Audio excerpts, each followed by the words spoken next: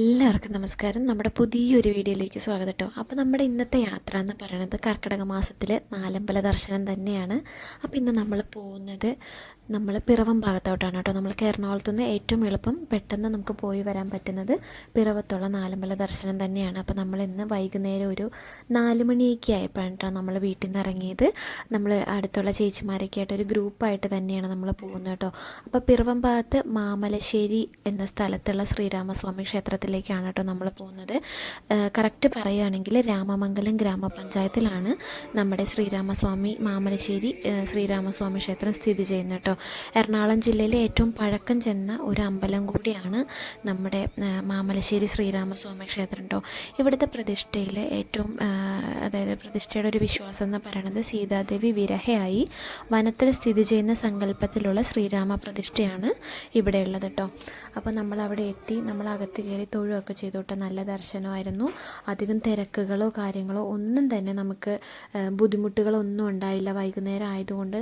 അതുപോലെ നമ്മൾ ഇതിനകത്തേക്ക് പ്രവേശിക്കുമ്പോൾ ശ്രദ്ധിക്കേണ്ട ഒരു കാര്യം എന്താണെന്ന് വെച്ച് കഴിഞ്ഞാൽ നമ്മൾ ആദ്യം അകത്തോട്ട് കയറി ഒരു പ്രദക്ഷിണം ചെയ്തതിന് ശേഷം മാത്രമേ നമുക്ക് ചുറ്റമ്പലത്തിലേക്ക് കയറാനായിട്ട് കഴിയുകയുള്ളൂ കേട്ടോ. അപ്പോൾ നമ്മൾ ഇത് കണ്ടില്ലേ, ഇതാണ് ആ ബോർഡ് കേട്ടോ. അവിടെ ഒരുപാട് പേര് വന്ന് അവരുടെ പേരും കാര്യങ്ങളും ശ്രീരാമ മന്ത്രം ശ്രീരാമജയമൊക്കെ എഴുതുന്നുണ്ട് കേട്ടോ. നമ്മുടെ പേരല്ല, ശ്രീരാമജയം പറഞ്ഞതിൽ മാറിപ്പോയതാണ് കേട്ടോ. അപ്പോൾ അത് കഴിഞ്ഞ് നമ്മൾ തൊഴുത് കഴിഞ്ഞ് പുറത്തോട്ട് ഇറങ്ങുമ്പോൾ നേരെ കാണുന്നത് അവിടെ മീനൂട്ടിനുള്ള സൗകര്യം ഉണ്ട് കേട്ടോ. ഇതാണ് നമ്മുടെ മൂവാറ്റുപുഴ ആറ് കേട്ടോ. ഈ കാണുന്നതാണ് നമ്മുടെ മൂവാറ്റുപുഴ ആറ്. ഒരുപാട് പേര് വന്ന് ഇവിടെ മീനൂട്ടും കാര്യങ്ങളും എല്ലാം നടത്തുന്നുണ്ട് കേട്ടോ. ആഴ്ചയിൽ തന്നെ അധികം തിരക്കൊന്നുമില്ല, വളരെ മനോഹരമായി നമ്മുടെ മൂവാറ്റുപുഴ ആറ് ഇവിടെ തീരത്താണ് നമ്മുടെ ശ്രീരാമസ്വാമി കുടികൊള്ളുന്നത് കേട്ടോ. അപ്പോൾ അത് കഴിഞ്ഞ് അതിൻ്റെ തൊട്ട് സൈഡിലായിട്ട് തന്നെ വേറെ 2 പ്രതിഷ്ഠകളും കൂടി ഉണ്ട്. അപ്പോൾ അതും കൂടി തൊഴുത് കഴിഞ്ഞിട്ടാണ് കേട്ടോ നമ്മൾ ഇറങ്ങുന്നത്. അപ്പോൾ ഇവിടുന്ന് നമുക്ക് പ്രസാദങ്ങളൊക്കെ കിട്ടും. നമ്മുടെ പായസം, അതുപോലെ ഉണ്ണിയപ്പം, അങ്ങനെയുള്ള പ്രസാദ വഴിപാടിനൊക്കെ കൊടുത്തു കഴിഞ്ഞാൽ അതൊക്കെ നമുക്ക് കിട്ടും. അതുപോലെ വേലമ്പാട്ടൊക്കെ നമുക്ക് ഇവിടെ ചെയ്യാൻ പറ്റും കേട്ടോ. അപ്പോൾ ഒരുപാട് ഭക്തജനങ്ങൾ ഇവിടെ വന്ന് വേലമ്പാട്ടും എല്ലാം നടത്താറുണ്ട്. അത് കഴിഞ്ഞ് നമ്മൾ നേരെ അവിടെ നിന്ന് ഇറങ്ങുന്നത് മേമുറി ഭരതപ്പള്ളി സ്വാമി ക്ഷേത്രത്തിലേക്കാണ് കേട്ടോ. അതായത് നമ്മുടെ മാമലശ്ശേരിയിൽ നിന്നും 5 കിലോമീറ്റർ ചുറ്റളവിൻ്റെ ഉള്ളിൽ തന്നെയാണ് നമ്മുടെ മേമുറി ഭരതപ്പള്ളി സ്വാമി ക്ഷേത്രം ഉള്ളത് കേട്ടോ.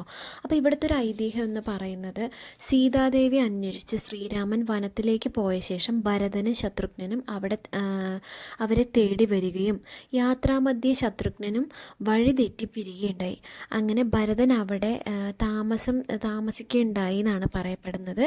അതാണ് അവിടുത്തെ വിശ്വാസം. പിന്നെ ഇവിടുത്തെ അന്നത്തെ കാലത്ത് നമ്മുടെ ഭരതസ്വാമിയെ ഒരു രാജാവിനെ പോലെ കൊണ്ടാടുകയും ചെയ്തിട്ടുണ്ടായിരുന്നു.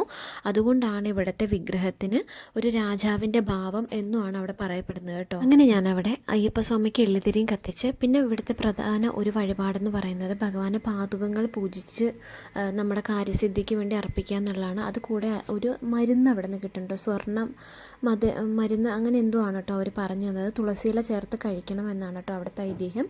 അങ്ങനെ അവിടെ നിന്ന് ഞങ്ങൾ ഇറങ്ങിയത് നേരെ പോകുന്നത് മുളക്കുളം ലക്ഷ്മണസ്വാമി ക്ഷേത്രത്തിലേക്കാണ് കേട്ടോ. അവിടെ നിന്ന് ഏകദേശം, അതായത് നമ്മുടെ മാമലശ്ശേരിയിൽ നിന്ന് ഏകദേശം 9 കിലോമീറ്റർ അകലെയാണ് നമ്മുടെ ഈ മുളക്കുളം ലക്ഷ്മണസ്വാമി ക്ഷേത്രം സ്ഥിതി ചെയ്യുന്നത് കേട്ടോ. അപ്പോൾ ഞങ്ങൾ എത്തിയപ്പോഴത്തേക്കും കുറച്ച് ഇരുട്ടായി തുടങ്ങിയിട്ടുണ്ട്. അപ്പോൾ നമ്മുടെ വീഡിയോയിലേക്ക് അതിൻ്റേതായ ഒരു വീഡിയോയിൽ ചെറിയൊരു ലൈറ്റിൻ്റെ ഒരു ചെറിയ പ്രശ്നങ്ങളൊക്കെ വന്നിട്ടുണ്ട്.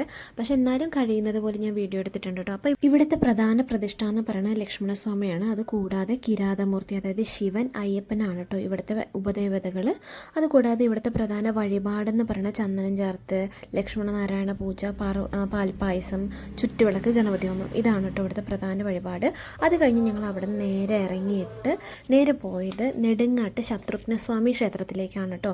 അതായത് മാമലശ്ശേരിക്ക് സമീപം നെടുങ്ങാട്ട് എന്ന സ്ഥലത്താണ് ഈ ക്ഷേത്രം സ്ഥിതി ചെയ്യുന്നത്. അപ്പോൾ നമുക്ക് വണ്ടി ഇറങ്ങിയിട്ട് കുറച്ച് നടക്കാനുണ്ട് കേട്ടോ. ഒരുപാടല്ല, നമുക്ക് കുറച്ച് ദൂരം നടക്കാനുണ്ട്. അപ്പോൾ കാലിൽ നമ്മൾ ചെരുപ്പൊക്കെ ഇട്ട് പോകുന്നതായിരിക്കും നല്ലത്. അങ്ങനെ ഞങ്ങൾ അമ്പലത്തിലെത്തിയിട്ടോ. അപ്പോൾ നമ്മൾ ഈ ക്ഷേത്രത്തെക്കുറിച്ച് പറയുകയാണെന്നുണ്ടെങ്കിൽ മാമലശ്ശേരിക്ക് സമീപം തന്നെയാണ്, അതായത് നമ്മുടെ സ്വാമി ക്ഷേത്രത്തിനടുത്ത് തന്നെയാണ് നമ്മുടെ മാമലശ്ശേരി നെടുങ്ങാട്ട് എന്ന സ്ഥലത്താണ് ഈ ക്ഷേത്രം സ്ഥിതി ചെയ്യുന്നത്. ഭരതനൊപ്പം ശ്രീരാമനെ കാണാൻ പുറപ്പെട്ട ശത്രുഘ്ന സ്വാമി വഴി തെറ്റി ഈ ഘോര പ്രദേശത്ത് എത്തി എന്നും അന്നു മുതൽ നെടുങ്ങാട്ട് ശത്രുഘ്നൻ എന്നുമാണ് ഇവിടെ അറിയപ്പെടുന്നത് കേട്ടോ. അതാണ് ഇവിടുത്തെ വിശ്വാസം.